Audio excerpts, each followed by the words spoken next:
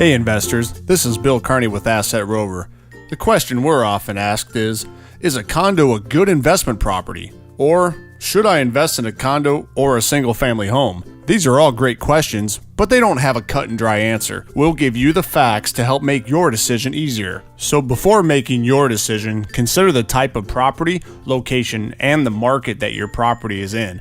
This should be your core reason for picking a certain type of investment property. With that being said, always factor all of your expenses into your financial calculations, including homeowners association or HOA fees. Those are going to be a big part of your investment if you consider a condo. So let's weigh the pros and cons of condo investing. One of the first positives is potentially cheaper insurance. With a condo, you will often get four walls insurance since the outer structure is covered by the HOA's insurance policy. This will greatly subsidize your monthly insurance, since the HOA's insurance is paid for by the association. It will cover problems outside of the four walls of your condo. You're going to definitely want to verify this insurance information with the HOA, of course, and you're going to want to talk to a licensed insurance agent as well about this, because we are not insurance agents and we don't play one on the internet. The second positive of condo investing is lower maintenance. If you work full-time, have a very demanding job where you work more than 40 hours a week, or you want to put more time towards expanding your real estate investments, the low maintenance of a condo may appeal to you. Although HOA fees are charged, you may find that your repair bill is lower. This depends on the age of the condo and how much cash the HOA has on hand to cover unexpected emergencies. The third positive of condo investing is a desirable location for renters. Now this one's a little bit debatable here. Condos are typically built in areas where housing is in demand though. Picture all those high-rise condos out there by the beach in Miami, or those small condo buildings right off of an interstate near shopping, employment, and restaurants. Condos can make hot rentals that rent quickly and promise easy living for the tenant. Since renters are often responsible for lawn care and other basics in a single-family home, a condo might actually be an attractive alternative for those renters. Number 4. Newer properties with a lower barrier to entry. Often in condos, you will find 5 to 10-year-old 2-bedrooms with sales and prices ranging from $80 to $100K, or at least at the very low end of the market, depending on which market you're actually in.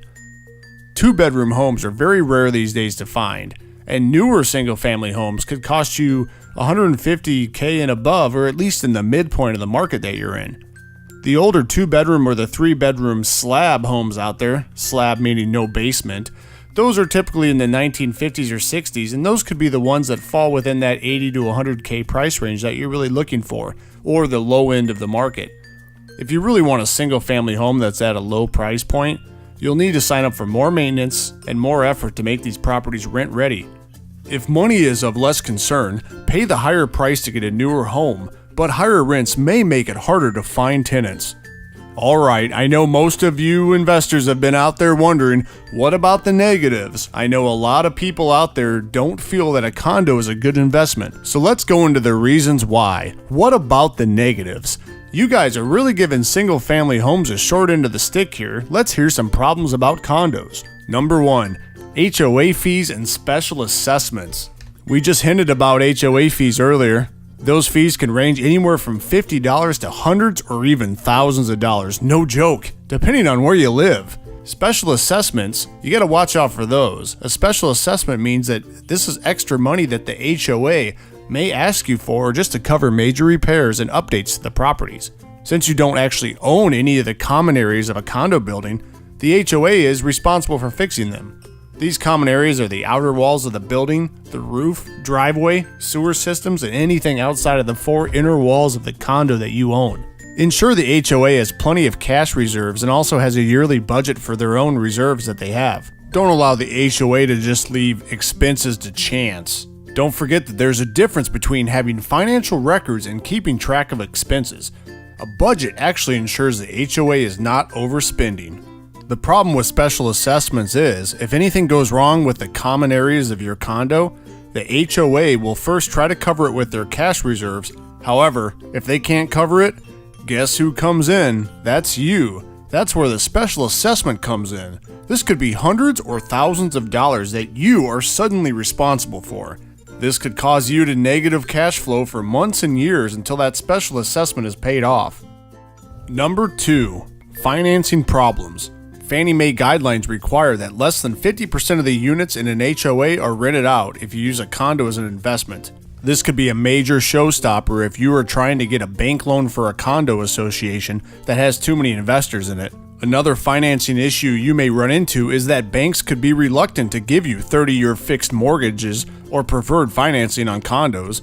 The housing crisis of 2008 caused a lot of people to quit paying HOA dues. Lack of HOA dues, of course, meant HOAs were going broke and properties were falling apart. I'm sure you might know this already, but the bank is very concerned about your home's present and future value. Think of it this way.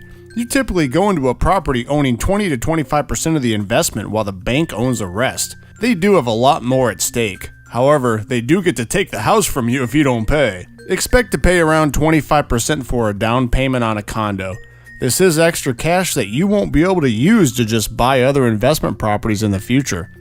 Number 3. HOA bylaws. We already mentioned HOA fees above, but the HOA in general can be a big problem for condo rentals. You want to have total control over your investment. This isn't going to happen with those pesky HOA bylaws. An HOA is a very disinterested third party who wants to foster a strong condo community. It's not really anything against you, they just like owner-occupied homes. The property values and the low turnover on the properties are their key interests. Some HOAs just really don't want to see their properties to be used as rentals. Make sure that the HOA allows rentals and that they're okay with that before you purchase the property. Some HOAs may be okay if you rent the property out for now, but could decide to set a restriction on the number of rentals. Some banks set rules that require 10% or less of the condos in the HOA to be rented.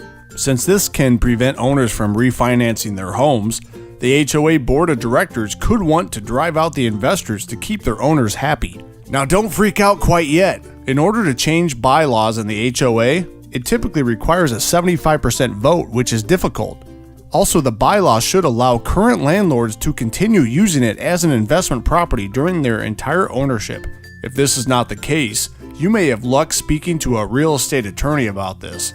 Of course, we are talking extra costs here, and that does hurt your cash flow. There you have it. Picking up a condo is no easy decision. Carefully consider whether you should invest in a condo or a single-family home. Remember though, in the long run, it's really all about the numbers. Alright investors, don't forget to come by and tell us what you think.